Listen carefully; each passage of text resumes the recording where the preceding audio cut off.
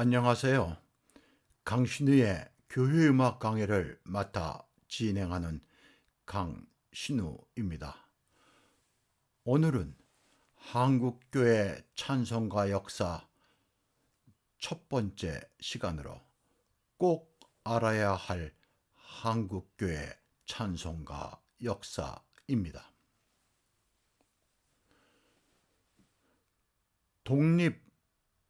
독립운동가인 단재 신채호 선생이 역사를 잊은 민족은 미래가 없다. 과거를 알아야 현재의 문제점을 파악하고 미래에 대한 계획을 세울 수 있다. 라고 하였습니다. 이 말이 한국 개신교 찬송가에 절실하게 와 닿습니다. 우리 찬송가 역사에서 가장 특이한 현상은 교단들이 각기 다른 찬송가를 사용하는 것에 대한 부정적인 견해입니다. 각 교단의 교리나 찬송에 대한 전통을 무시하고 하나의 찬송가를 사용하는 것을 고집합니다. 교리나 전통에서 일사불란한 로마 카톨릭 교회라면 이해가 되나 개신교회는 아닌 것입니다. 하나로 통일된 찬송가는 선하고 바람직한 것으로 생각하고 이와 달리 각 교단이 다른 찬송가를 사용하는 것을 부정적인 눈으로 보는 것입니다. 현재 한국교회는 찬송가의 통일에서 오는 폐해가 엄청난 것입니다. 이에 대하여 찬송가의 역사를 이해하는 것이 꼭 필요하여 한국교회 찬송가의 역사를 중심으로 여러 편의 강의를 계획하고 있습니다. 한국교회에서 찬송가로서 규격을 갖춘 사성부 악보로 된 찬송가는 1892년 발행된 찬양가입니다. 이 찬양가는 장로교 선교사인 미국인 언더우드 목사에 의해 일본 요코하마에서 인쇄되어 출판되었습니다. 찬양가는 서울을 중심으로 한 장로교와 감리교가 함께 편찬하여 사용하기로 하였습니다. 그러나 감리교의 존스 목사가 미국에 있는 동안 언더우드 목사가 단독으로 출판하였다 하여 사용을 거절하고 1896년 존스와 아펜젤러 목사가 공동으로 편집한 새로운 찬송가인 찬미가를 1896년에 발행하여 사용하였습니다. 초기 한국교회 찬송가는 장로교와 감리교가 찬송가 발행에서 분열과 통합이 거듭되기 시작합니다. 한편에서는 평양을 중심으로 한 장로교회에서 찬성시를 발행하여 사용하였습니다. 장로교의 찬양가와 찬성시, 감리교의 찬미가를 하나로 통합하기로 하고 1908년에 찬송가를 발행하여 두 교단이 함께 사용하게 됩니다. 이 찬송가는 한국교회 장로교와 감리교가 최초로 통합하여 사용한 찬송가입니다. 두 교단의 첫 번째 통합 찬송가인 찬송가는 전에 발행된 찬송가들에 비하여 내용에서 그 수준이 높아 그 뒤에 발행되는 모든 찬송가들의 가장 큰 영향을 준 찬송가로 거의 90%가 채택되어 지금에 이르고 있습니다. 장로교회와 감리교회는 칼빈주의와 아르메니안주의로 신학적 배경이 다르며 찬송가의 역사와 전통 역시 다릅니다. 두 교단의 교리에 기초한 찬송의 원론적인 내용을 말하면 칼빈주의 교리에 기초한 찬송가는 하나님이 모든 사람의 운명을 예정하였으므로 회개를 요구하는 찬송은 없고, 찬송을 부르는 신자는 자신이 선민 가운데 한 사람이기를 소원하는 기도인 것입니다. 이에 반하여 아르미니안 교리에 기초한 감리교 찬송은 하나님은 그의 사랑으로 모든 사람들을 구원하기를 원하는 것입니다. 그리하여 죄인들은 회개하고 구원을 간청하라는 것입니다. 장로교의 찬송은 시편가를 중심으로 한 보수적이고 객관적이고 이성적인데 반하여 감리교에는 주관적이며 감성적이며 영혼 구원을 강조하고 있습니다. 이와 같이 교리와 찬송의 전통에서 공통점이 없는 두 교단이 통합을 추진한 것은 지금과는 달리 한 교단이 단독으로 찬송가를 발행하기에는 교인 수가 적고 두 교단의 화합 차원이 아닌가 추론할 뿐입니다. 이때부터 시작된 교단을 초월한 찬송가 통합에 대한 DNA가 지금에 이르고 있습니다. 장로교와 감리교회가 1924년 연합 공의회를 시작하면서 이를 기념하기 위해 첫 번째 사업으로 찬송가를 개정하여 1931년 신정 찬송가를 발행하였습니다. 신정 찬송가의 편찬위원장은 감리교 선교사인 아펜셀러 목사가 맡고 처음으로 한국인 개정 위원들이 참여하였습니다. 이 신정 찬송가는 7개의 개정 원칙 아래 발행된 뛰어난 내용의 찬송가입니다. 그러나 장로교에서 여러 이유를 들어 신정 찬송가의 사용을 거부하고 1935년 신편 찬송가를 발행하여 사용하게 됩니다. 이 신편 찬송가는 오늘과 같은 철자법을 사용한 최초의 찬송가입니다. 한편 교세를 확장해 가던 성결교회는 1911년 복음가를 출판하고 뒤에 1919년 신정 복음가를 그리고 1930년 부흥성가를 발행하여 사용하였습니다. 이때 성결교회는 부흥운동을 통하여 교세를 크게 넓힌 교회입니다. 성결교회 찬송가들은 당시 미국의 집회에서 불리던 복음가를 중심으로 편찬된 복음성가집입니다. 해방전에 한국교회는 감리교의 신정 찬송가, 장로교회의 신편 찬송가, 그리고 성결교회의 부흥성가가 대표적인 찬송가들입니다.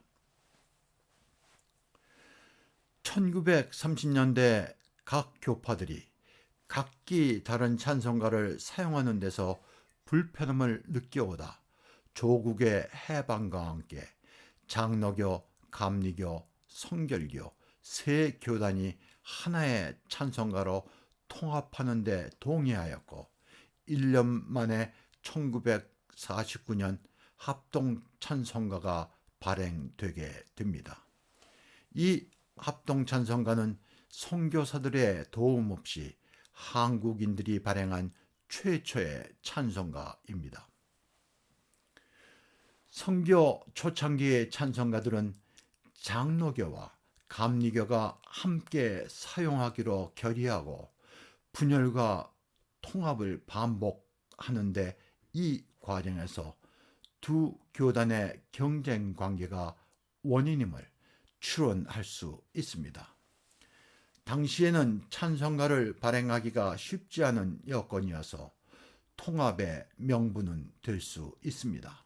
그러나 외국 교회에서는 찾아볼 수 없는 장로교와 감리교의 찬송가 통합운동은 교리적이나 찬송가의 전통에서 이해하기 어려운 것으로 한국 교회에서만이 볼 수 있는 매우 특이한 일이라 할 수 있습니다.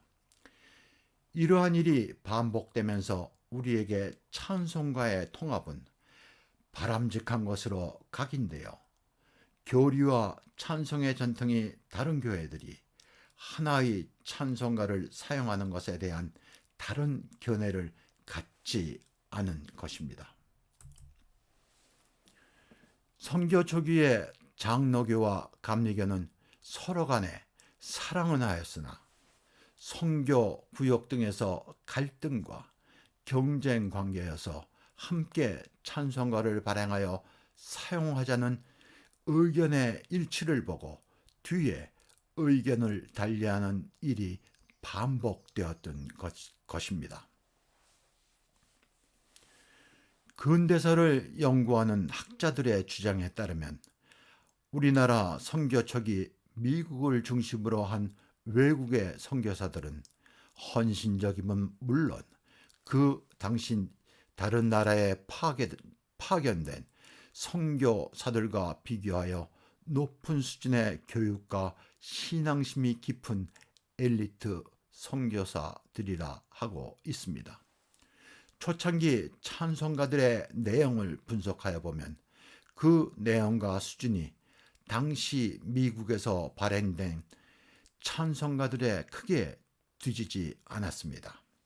한편 찬송시의 우리말 번역이 뛰어나고 우리말과 음악에 어세를 맞추는 데까지 세심한 노력이 있었습니다. 두 교단 간의 찬송가의 분열과 통합이 반복되고 발행을 거듭하면서 그 수준이 향상되었고 찬송 수의 증가를 가져오는 긍정적인 결과를 가져왔습니다.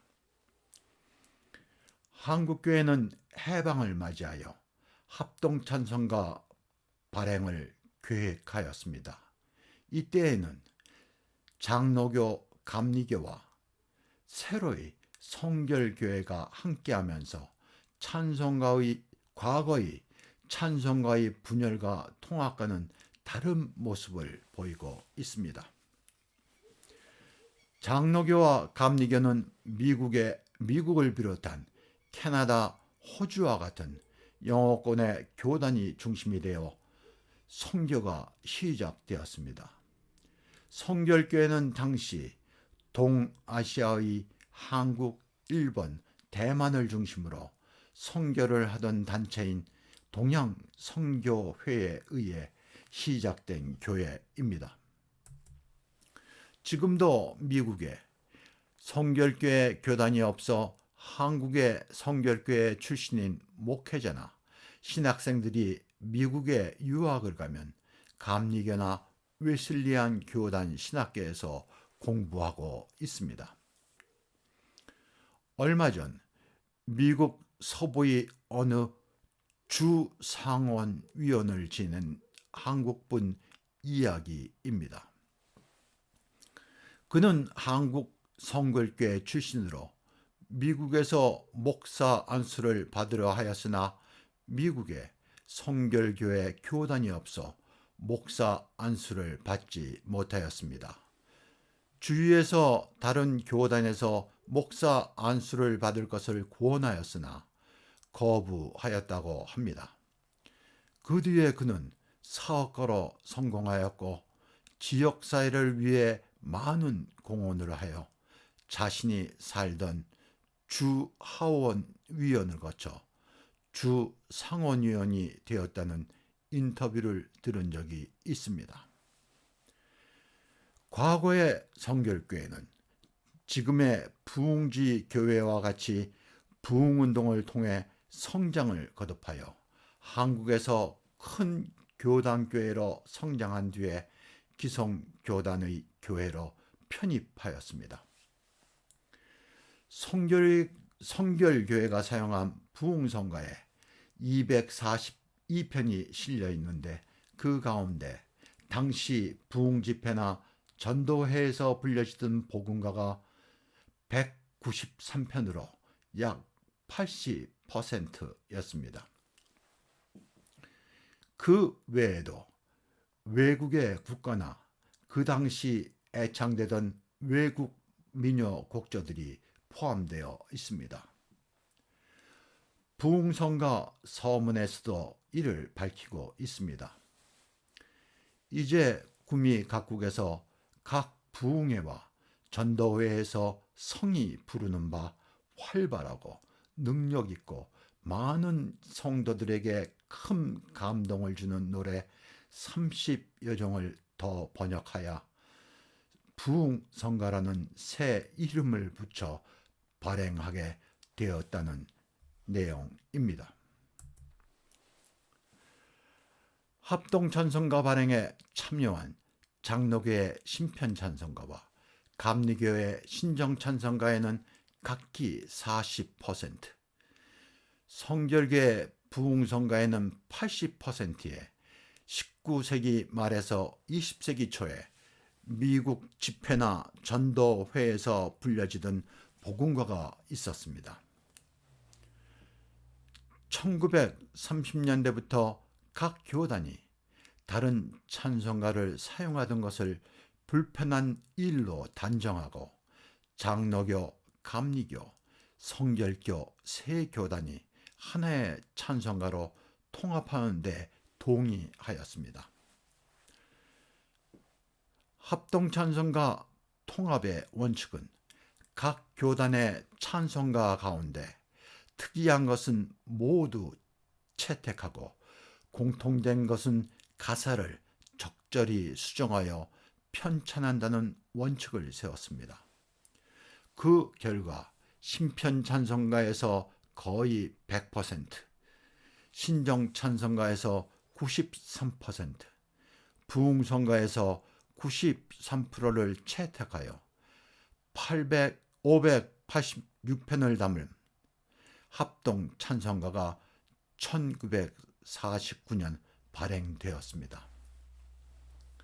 합동 찬송가는 전에 사용하던 세 권의 찬송가를 하나의 찬송가로 합본한 찬송가로 복음가의 수가 55%로 증가하여 앞서 출판된 장로교와 감리교 찬송가들에 비하여 내용과 수준이 크게 뒤지는 찬송가입니다. 그 주된 이유는 집회나 전도회에서 사용을 목적으로 한 성결교, 부흥성가를 함께 합본한 결과입니다. 합동찬송가 이전의 찬송가들은 개정과 발행까지 평균 4년에서 5년이 걸렸는데 합동찬송가는 1년이라는 짧은 기간 동안에 개정이 아닌 교파 간의 타협을 통해 발행되었습니다. 이는 교단 간의 찬송가에 대한 학문적인 연구 없이 정치적인 논의의 결과라 하겠습니다. 초창기 한국교회 찬송가 역사를 마치고 다음은 대한민국 건국 이후 찬송가들에 대한 강의가 이어지겠습니다. 이 강의를 이해하기 위해서 나의 블로그 찬송 예배 그리고 교회 문화에 나의 논문인 한국 개신교 찬송가의 역사를 읽으면 많은 도움이 되겠습니다. 아래 주소창을 올리겠습니다. 오늘 강의는 이것으로 마치겠습니다. 감사합니다.